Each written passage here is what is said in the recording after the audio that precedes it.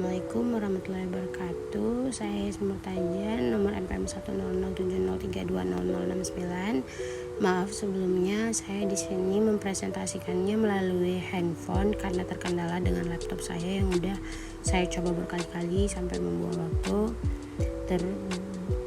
Di sini saya ingin mempresentasikan tugas besar praktikum geologi dan tata lingkungan saya. Saya mendapatkan studi kasus Majalaya Bled A2 dengan yang saya ambil yaitu Desa Sri Rahayu, Kecamatan Cikancung, Kabupaten Bandung. Di slide kedua ada outline, yang pertama ada latar belakang, kedua rumusan perencanaan, ketiga objek perencanaan dan yang keempat data dan analisis, yang kelima ada mode perencanaan atau kesimpulan. Latar belakang dari studi kasus ini yaitu daerah Majalaya Bled A2 termasuk Desa Sri Rahayu di Kecamatan Cikancung merupakan wilayah yang cenderung dengan lahan pertaniannya. Sektor pertanian sangat berperan penting bagi wilayah ini karena memang mayoritas lahan berupa pertanian dan perkebunan. Tanaman yang cocok ditanam di daerah ini yaitu seperti tanaman jagung, tanaman ubi, kacang panjang, dan kacang merah. Dengan begitu, potensi pertanian dan perkebunan di Desa Sri Rahayu ini harus diperhatikan dan ditingkatkan lagi.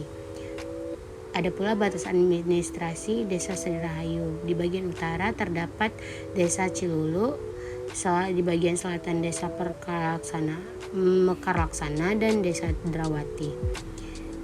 Di bagian timur juga terdapat Desa Ciluluk lagi, dan barat Desa Cigentur dan Desa Karangtunggal.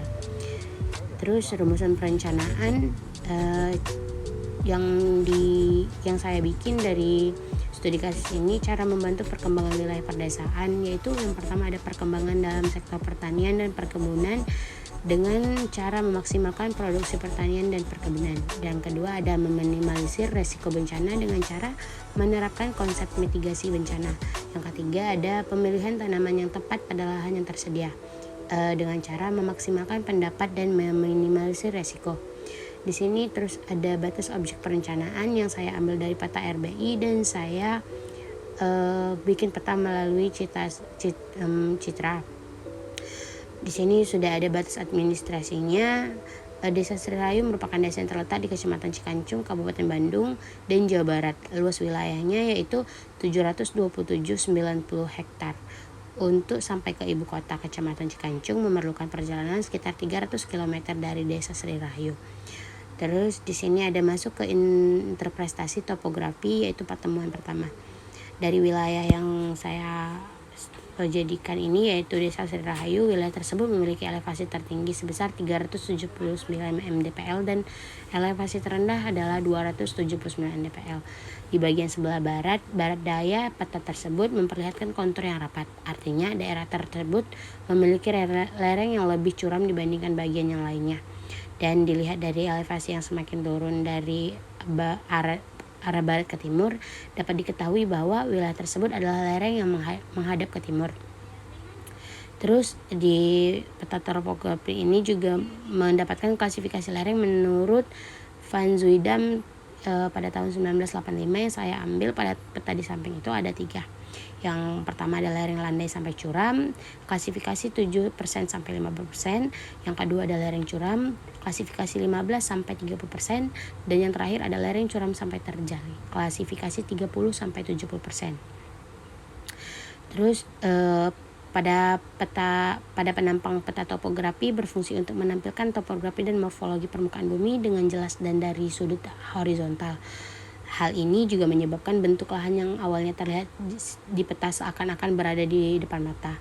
Dan kedua penampang yang di samping menampilkan ketiga klasifikasi lereng di peta sebelumnya, yaitu terlihat adanya lereng landai, landai sampai curam, dan curam sampai terjal.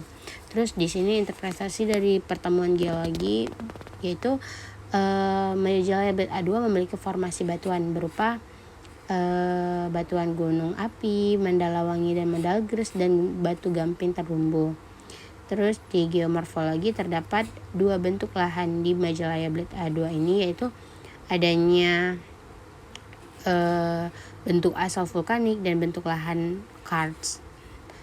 Terus interpretasi jenis tanah pada Majalaya Bled A2 ada 3, yaitu Yang pertama ada asosiasi endosol coklat dan regosol coklat, yang kedua adalah tosol coklat tua kemerahan, dan yang ketiga ada alluvial coklat kelabu. Didefinisikan secara umum, asosiasi endosol coklat dan regosol coklat sangat cocok untuk dijadikan lahan pertanian. Namun jenis tanah sangat peka terhadap erosi, sehingga kurang disarankan jika dijadikan permukiman yang padat.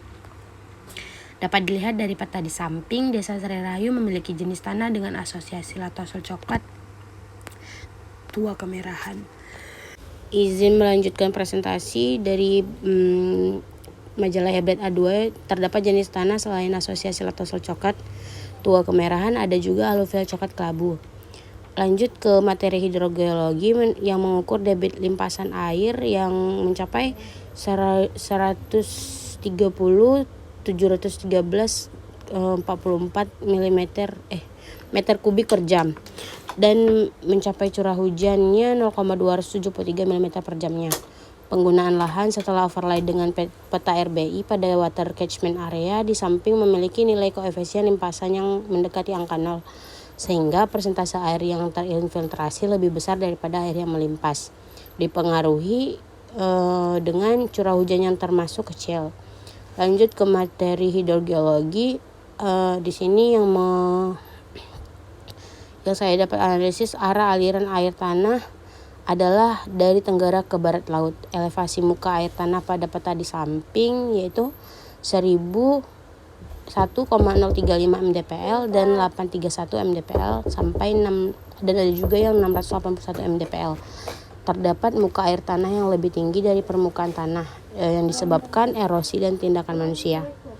Terus pada materi rawan bencana alam di peta ancaman, yaitu pada majalah Eblet A2 bermayoritas ancaman bencananya yaitu rendah. Di Desa Sri Rahayu memiliki ancaman bencana berupa rendah dan sedang, bisa kita lihat dari tabel yang aku buat di samping. Terus pada rawan bencana alam peta kerentanan, majalah Eblet A2 ini ditemukan kerentanan penduduk terhadap bencana yaitu rendah sampai sedang. Didominasikan kerentanan sedang karena indeks kejaminan bencana jarang terjadi serta didukung oleh kepadatan penduduk yang sedang, sehingga jumlah penduduk yang rentan terhadap bencana tidak terlalu banyak. Bisa dilihat dari tabel yang saya bikin di samping. Terus rawan bencana, peta resiko bencana yang bisa kita simpulkan dari itu, kapasitas sistem kesehatan merupakan variabel utama dalam mengklasifikasi resiko bencana. Resiko bencana mayoritas adalah sedang, dan untuk mengurangi resiko bencana dapat dilakukan penanggulangan bencana baik dari sebelum, sesaat, dan setelah terjadinya bencana. Inti dari Desa Sri Rahayu memiliki resiko bencana yang sedang. Bisa kita lihat peta rawan bencana alam, resiko bencana terhadap infrastruktur dan ekonomi, yaitu ada resiko sedang pada jalan lokal mengakibatkan putusnya akses utama antar desa dan kecamatan. Rumah sakit belum tersebar secara merata, perlunya pembangunan fasilitas rumah sakit. Terus juga risiko tinggi pada pertanian mengakibatkan hasil dari produksi pertanian gagal dan mengalami kerugian pada permukaan mengakibatkan rusaknya tempat tinggal masyarakat setempat. Inti dari Desa Sri Rahayu memiliki risiko bencana sedang terhadap ekonomi dan infrastruktur. Bisa dilihat dari tabel di samping. Terus untuk materi terakhir ada kesesuaian kawasan lindung hutan lindung dan kawasan lindung non hutan lindung. Di sini terdapat 4 peta, yaitu ada peta superimpose, SPL, sama kesesuaian lahan kawasan hutan produksi. Bisa dilihat dari tabel klasifikasi kesesuaian lahan. Untuk kesesuaiannya itu budidaya. Tabel klasifikasi kawasan hutan bisa dilihat kesesuaiannya itu konversi. Interpretasi dari pertemuan terakhir ini yaitu kawasan lindung pada majalah Eblet A2 berupa sempadan sungai. Terus penggunaan lahan yang dapat dilakukan pada sempadan sungai adalah penanaman tumbuhan pelindung. Terus kegiatan budidaya pada kawasan non-hutan dengan fungsi lindung diperbolehkan secara terbatas yang tidak mengganggu fungsi lindungnya. Terus kawasan hutan konversi mendominasikan di wilayah majalah Eblet A2.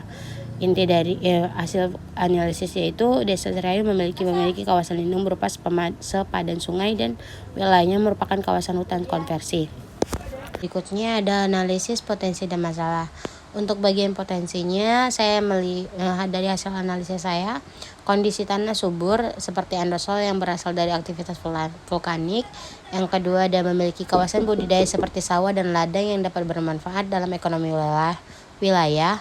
Dan yang ketiga, ada infiltrasi tanah bagus sehingga tidak banyak air yang melimpas. Dari hasil analisis masalah yang saya dapatkan itu ada yang pertama, rawan bencana longsor karena terdapat jenis tanah regosol yang sangat pekat terhadap erosi. Dan yang kedua, infrastruktur seperti rumah sakit kurang memadai untuk mengurangi resiko bencana. Dan untuk model perencanaannya di sini, yang pertama saya mengambil model perencanaan wilayah yang dapat diterapkan pada Desa Serayu, yaitu menanam tanaman non musiman pada lereng yang terjal atau berpotensi longsor.